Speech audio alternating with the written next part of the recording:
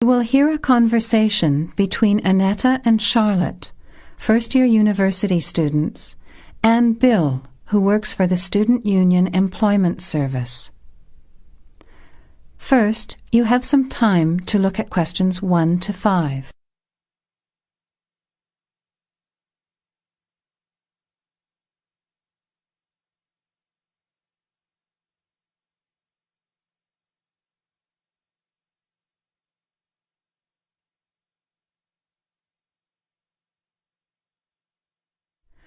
Now, let's begin. Answer the questions as you listen. You will not hear the recording a second time. Listen carefully to the conversation and answer questions 1 to 5. Hi Bill, this is my friend Charlotte. She's doing first year science too. Pleased to meet you, Charlotte. Annetta told me you want some part-time work. Now, I just have to complete your details on the computer. What's your surname? Johnston. With an E? Yes, JohnstonE.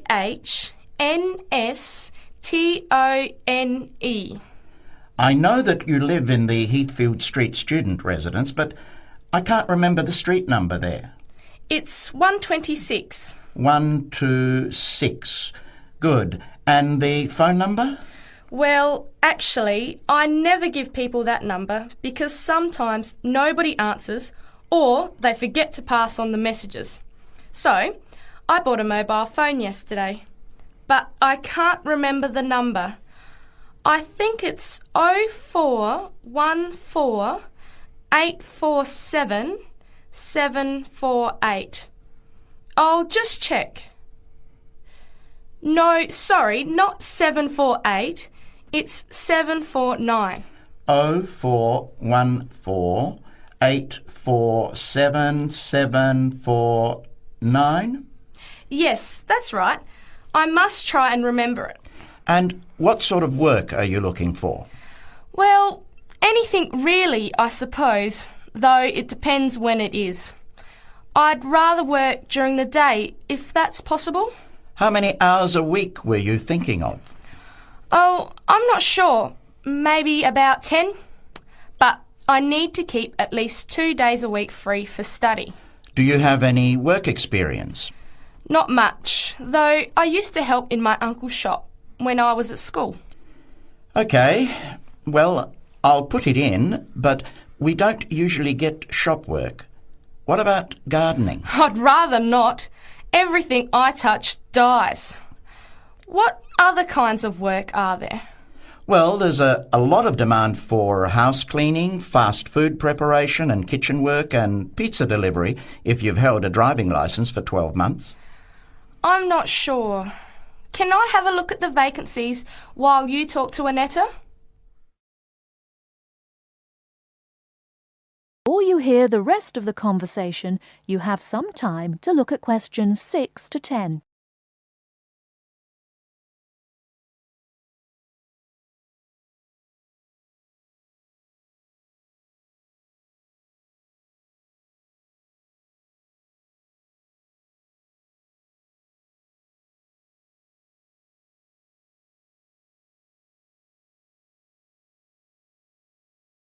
Now listen and answer questions 6 to 10.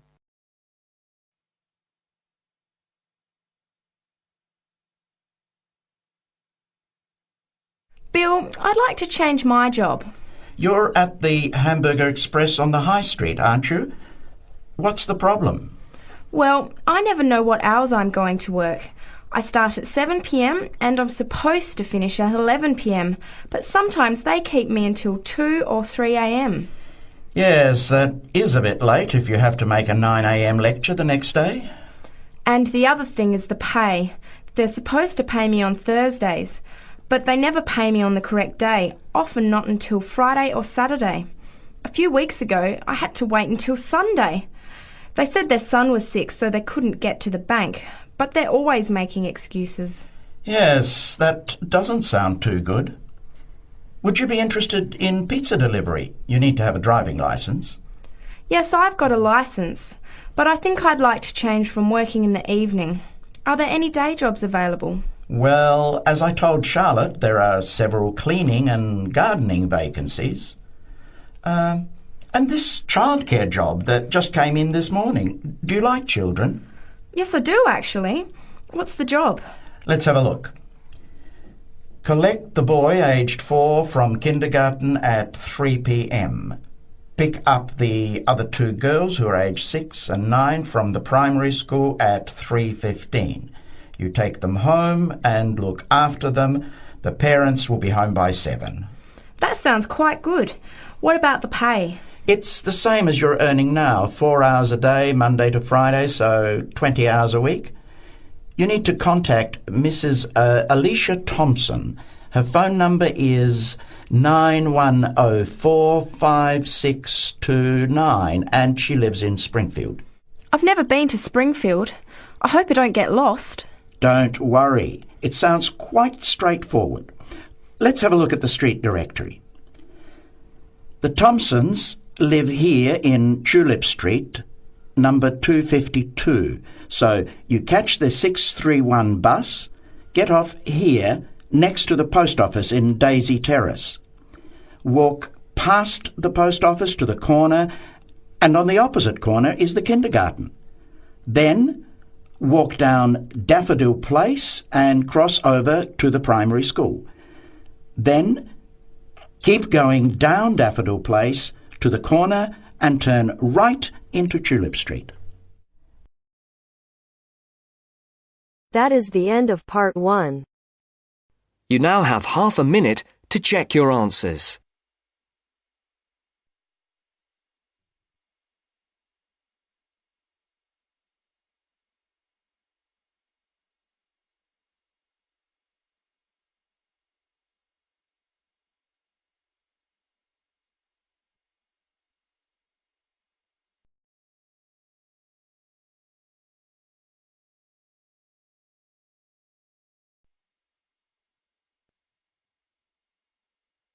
Now turns to part 2. Part 2. You will hear part of a podcast for visitors to the popular holiday region called the Treloar Valley. First, you have some time to look at questions 11 to 14.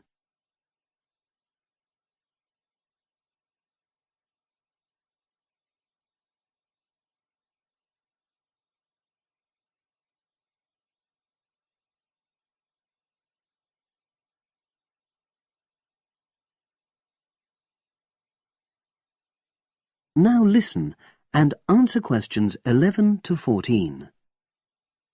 The valley and estuary of the river Treloar forms an unspoilt, beautiful landscape, rich in both wildlife and sites of historic interest. There are many ways to explore the area, and public transport links are good. It is possible to leave your car behind and travel by boat, train, or bus, with just short walks in between stops.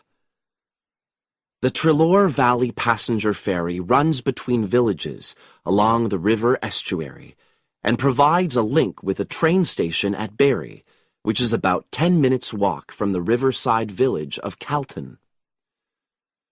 In the past, the river was the main form of transport in the area, and as in the past, today's ferry service operates according to nature.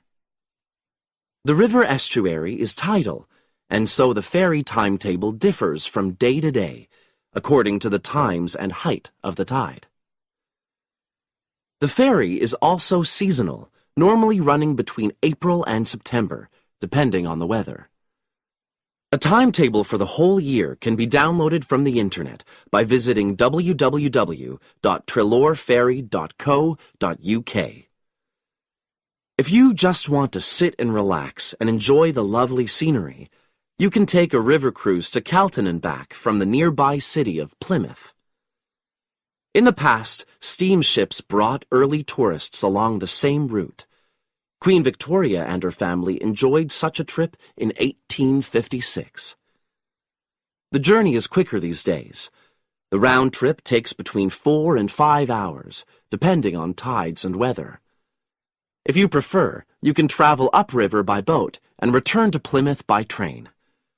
All cruise boats and trains have wheelchair access. For more information and for departure times, ring Plymouth Boat Cruises on 017-528-23104. Trains run several times a day throughout the year between Calton and Plymouth, with various stops in between. They are used by both local commuters and tourists who want to enjoy the beautiful scenery. The highlight of the journey is crossing the river on the stunning viaduct, which was built at the beginning of the 20th century and towers 120 feet over the water. It is unnecessary to book, and tickets can be bought on the train. For information about fares and timetables, contact National Rail Enquiries by phone or online. The bus service in the Treloar Valley now connects all train stations and villages in the area. Especially for holidaymakers, there's a Rover ticket which can be used at weekends and on national holidays and allows unlimited journeys on those days. The Rover ticket provides great value for money and is now even cheaper than it was last year. An adult ticket costs £5.50 a day. Senior citizens can travel for £4.50, and a family ticket for up to 5 people costs just £12. Tickets can be bought on the bus. Now you have some time to look at questions 15 to 20.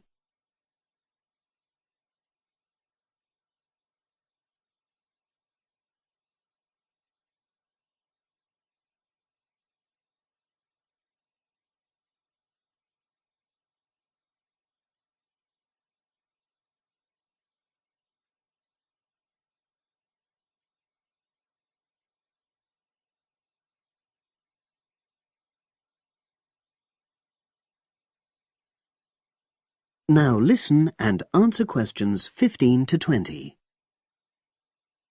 At the center of the Treloar estuary area is the historic riverside village of Calton. The main road comes into the village from the south, and for those of you who are arriving by bus, it turns left just before the bridge and stops in the lay-by on the left-hand side. From there, it's just a short walk to Calton's various attractions. If you're arriving by car, you have to leave it in the main car park. Go over the bridge and take the first turning on the right. Then go on until you come to the end of that road. It's the only place to park in Calton, but there's no charge.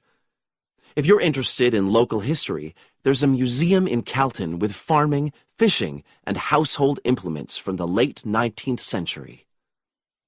As you come in from the south, cross the river and go straight on the same road until you reach the end. Also, on the subject of history, you can go and see the old mill, which has recently been renovated and put back into use. Turn left before you come to the bridge. Then go straight on and then take the first turning on the right. This leads straight there. If you're interested in arts and crafts, there's a potter's studio where you can watch the artist at work. After crossing the bridge, turn left, and it's the second building on the left. Finally, when you feel in need of refreshments, there's a cafe opposite the old boathouse and a picnic area near the mill.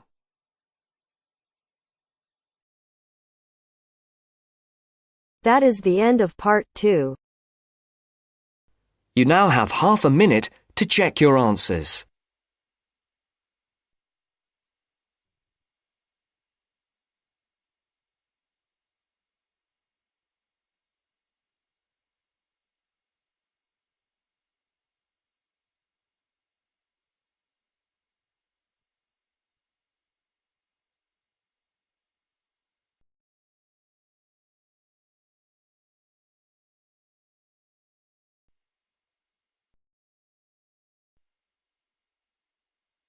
Now turns to part 3.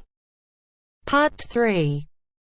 You'll hear a tutor and a student talking about the history of the scientific method. First, you have some time to look at questions 21 to 25.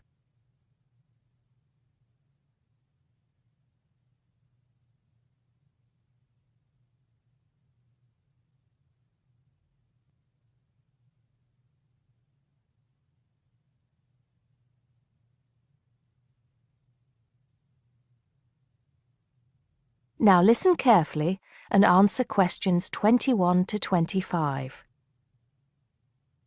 Hello, Simon. Come in. Take a seat. Now, I wanted to talk to you about your assignment.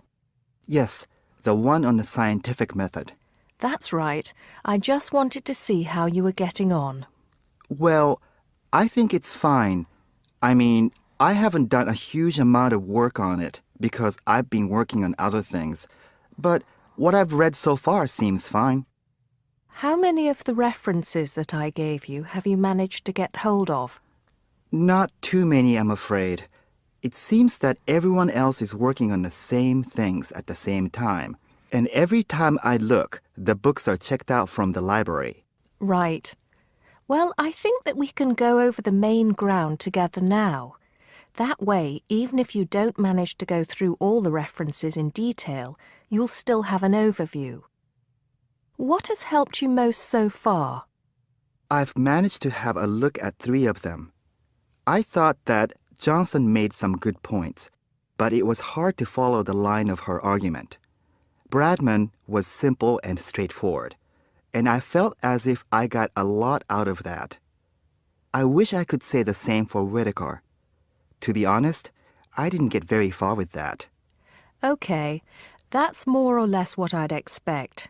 So tell me, what have you learned so far about the role of the Egyptians and the Babylonians? Yes. Well, there's evidence that the basic components of the scientific method, examination, diagnosis, treatment, and prognosis, were being used in the early 1600s BC, especially in the treatment of certain illness. Good.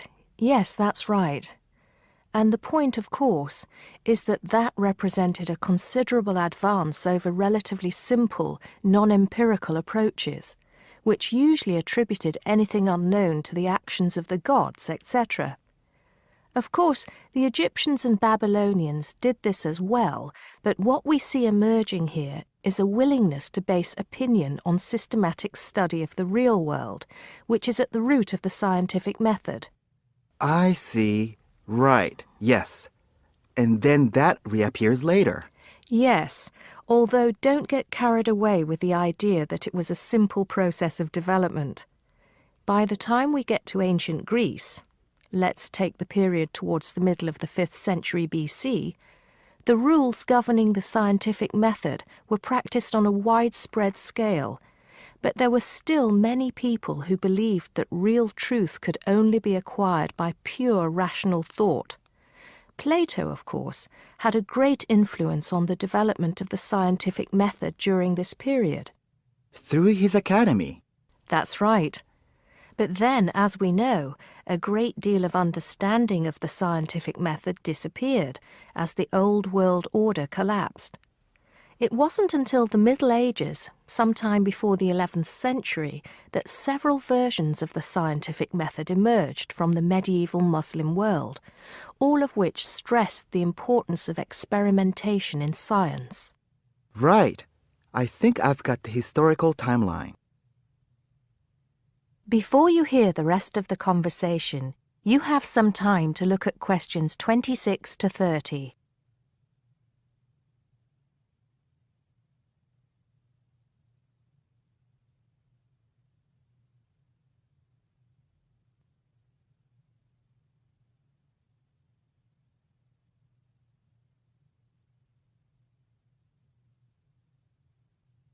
Now listen and answer questions 26 to 30. The other thing I'm struggling with slightly is actually pinning down precisely what we mean by the scientific method. I wonder if you could give me some pointers on that. Sure. Well, it's best to think of the scientific method as a series of steps in a process which allows us to find answers to questions about the world around us. So the first step is to identify the problem. What is it that you want to know or explain? And then I think the next step is designing an experiment. But you can't design an experiment unless you know what you want your experiment to tell you. Oh, yes. You need to form a hypothesis to be tested before you design the experiment. So there's a very clear relationship between hypothesis and experiment. Having designed the experiment, then of course you go on to carry out the experiment. The particular procedure you follow, the protocol, will differ from experiment to experiment, but the underlying principle is the same. You analyse the data from the experiment in order to confirm or disprove your hypothesis. Assuming the experiment is accurate. Oh yes, if there's anything unusual about the data, or if the results are at all surprising, then you need to ask yourself whether the experiment could be flawed and whether the data could be unreliable. If the answer is yes, then it may be necessary to modify the experiment and go through the process again. So, once you have reliable, valid results, then the final step is to communicate them. The wider scientific community needs to know about the results, and publication in journals is the accepted way. Okay, I think I've got the basics. It's going to get more complicated as we begin to look at some people who have criticised the scientific method. So you need to make sure that you understand things up to this point. Let me know if you have any further problems with it. That is the end of part 3. You now have half a minute to check your answers.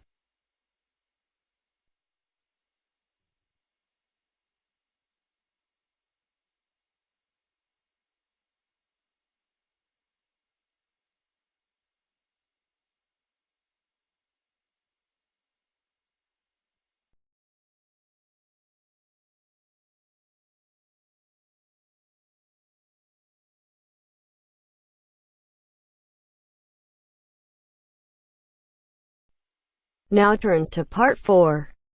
Part 4. You will hear a talk about memory in babies and young children. First, you have some time to look at questions 31 to 40.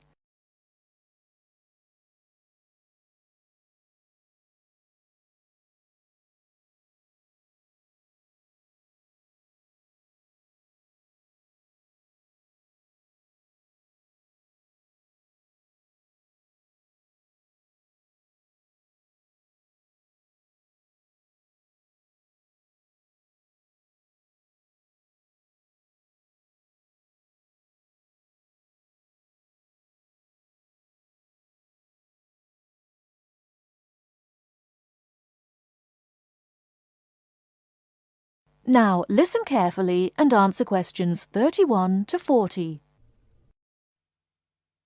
We're going to look today at some experiments that have been done on memory in babies and young children.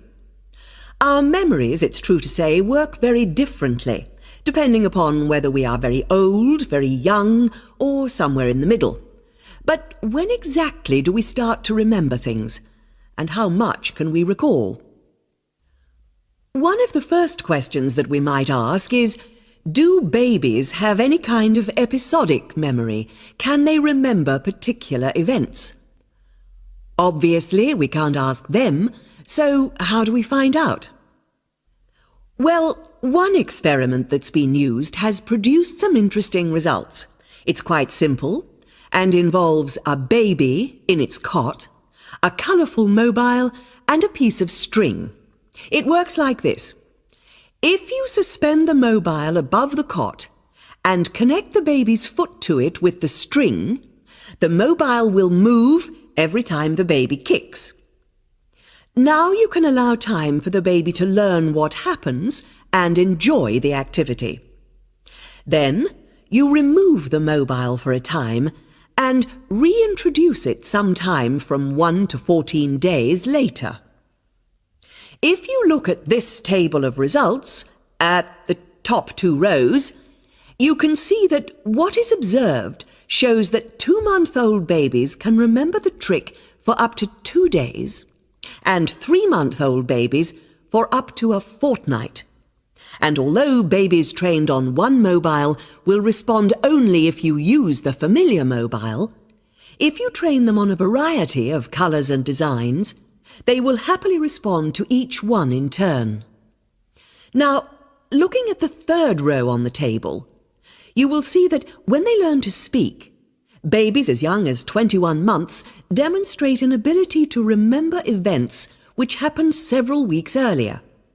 And by the time they are 2, some children's memories will stretch back over 6 months, though their recall will be random, with little distinction between key events and trivial ones.